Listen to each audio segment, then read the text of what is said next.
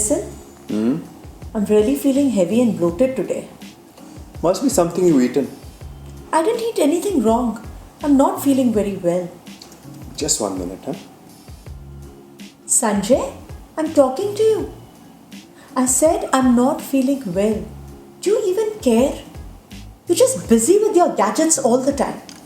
Look at the weather, it's so hot outside. Our washing machine is also packed up. This COVID is also not going. And I exercise for 2 hours every day. And whenever I stand on that weighing scale, it always shows 2 kgs up. Really don't know what to do. Nothing's going right. And the worst is you don't care. Oh my god. She's having one of those mood swings again. She used to be so calm and positive. I'm really worried for her. Are you experiencing this too? Welcome to Mango Do It. I'm Simran. And I'm Sanjay. Perimenopause and menopause are two natural biological processes which every woman have to go through. And everyone is reluctant to even talk about them. It not only impacts the woman, but also the family members around her in some way or the other. So let's talk about its symptoms and easy ways to deal with it. Average age for menopause in women is 51 years. However, its range is from 40 to 58 years. Menopause doesn't happen overnight. A woman's body prepares itself for this biological transformation many years in advance. It may take 2 to even up to 10 years for menopause to finally set in. This phase is called perimenopause, and this transition has a negative impact on a woman's well-being. During this period, her behavior patterns change, and at times she might be very unreasonable and difficult to deal with. It is very important for us to educate ourselves and understand what is happening within them to help them to sail through this inevitable transition smoothly. When women are in their 20s and 30s, they indulge in junk food, forget to exercise for days together, stay up late either doing their office work or just watching TV, enjoy late night parties, and still be fresh for the day in the morning.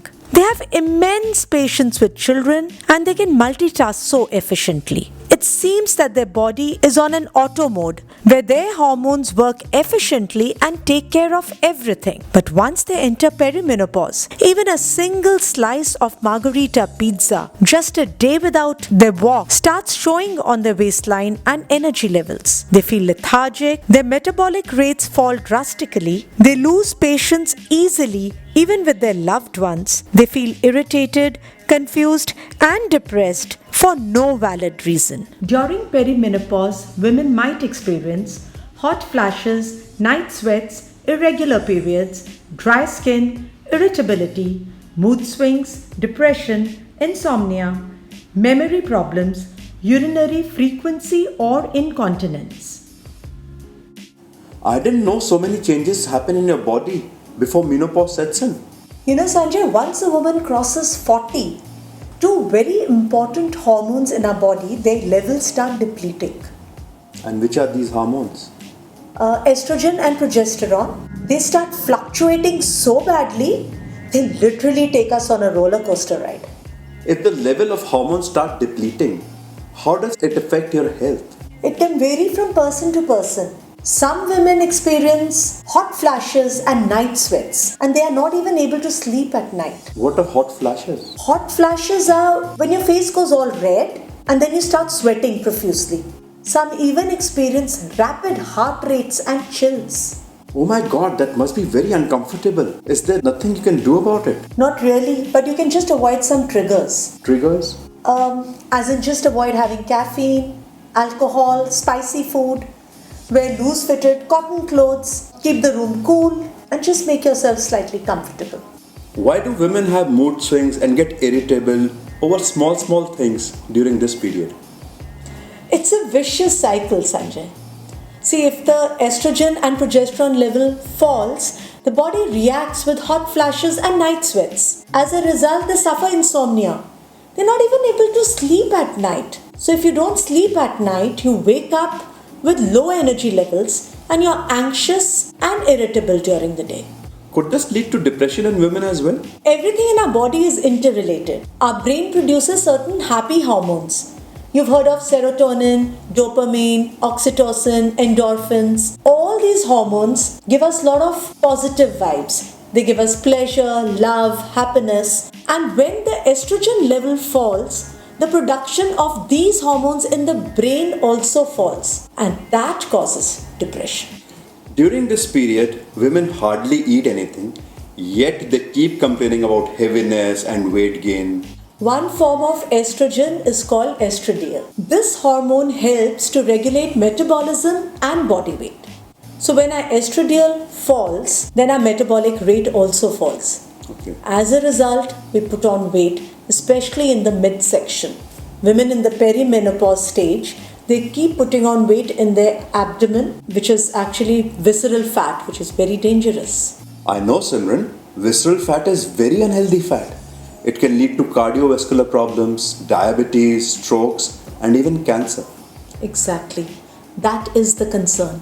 Because women, when they enter perimenopause and menopause, they get prone to all these dangerous diseases as well. So that means it's very important for them to exercise regularly to keep the weight in check. But the issue is that most of the time, we have a constant fatigue. We neither have the energy levels nor the inclination to exercise. So as a result, what happens when you don't exercise, it leads to a loss in muscle mass also.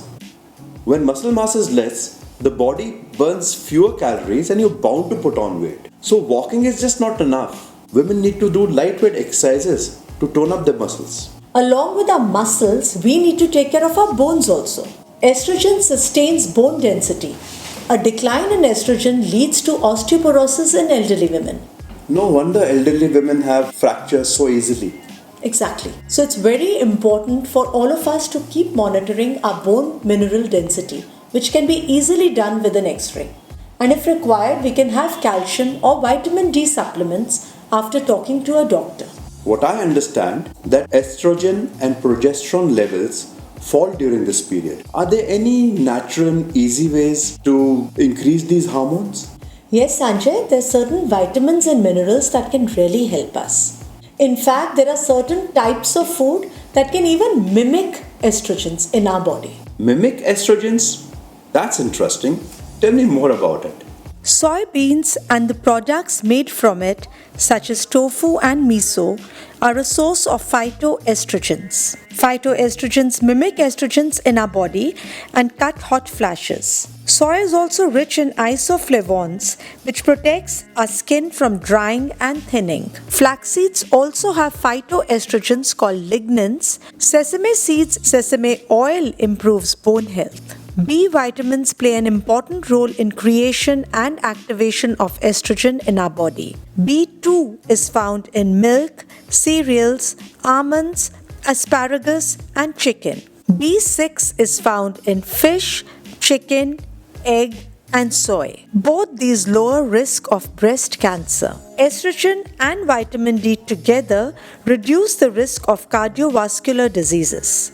Salmon, cheese, egg yolks, all these are sources of vitamin D. Vitamin D, along with calcium, helps in our bone health. Boron is a trace mineral which influences estrogen receptors by allowing our body easily use the estrogen available to it. Boron is found in leafy green vegetables, prunes, raisins, non-citrus fruits. Evening primrose oil is loaded with omega-6 fatty acids and controls symptoms of low estrogen. Dark chocolates, which are rich in magnesium and antioxidants, help one feel calm. Bananas are a source of tryptophan. They produce serotonin, which is a happy hormone. It's also very high in vitamin B6, which helps relieve anxiety and stress. So does the decline of estrogen levels in our body impact skin too? Yes, Sanjay. The decline in estrogen makes our skin very dry and itchy.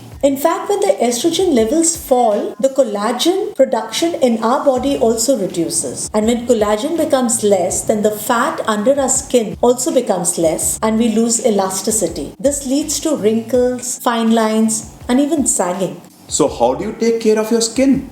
During perimenopause, the skin dries up, losing moisture. So one must opt for a creamy formula that hydrates instead of foam or gel cleansers. The oil glands aren't very active either, so give your skin moisture with a heavier cream. Skip long, hot showers. Apply oil to the body when it's still damp to boost hydration. Apply a broad spectrum of SPF 30 or higher. Use moisturizers on your face, jawline and neck to prevent fine lines and sagging. Also moisturize your hands regularly. Eat colorful fruits and vegetables. The antioxidants make your skin become tighter. Use stress reduction techniques like meditation and yoga regularly. Exercise boosts circulation, tones your muscles and relieves stress. The extra oxygen and blood flow helps skin look brighter and healthier. Get enough sleep. This prevents dark circles and helps your body recharge. Lack of sleep slows metabolism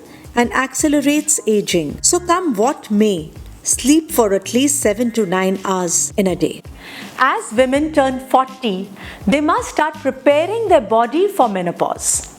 They must exercise regularly, keep their weight in check, reduce their stress levels by doing yoga and meditation, have a consistent sleep cycle, eat a balanced diet, and also include phytoestrogen so that they experience minimal symptoms.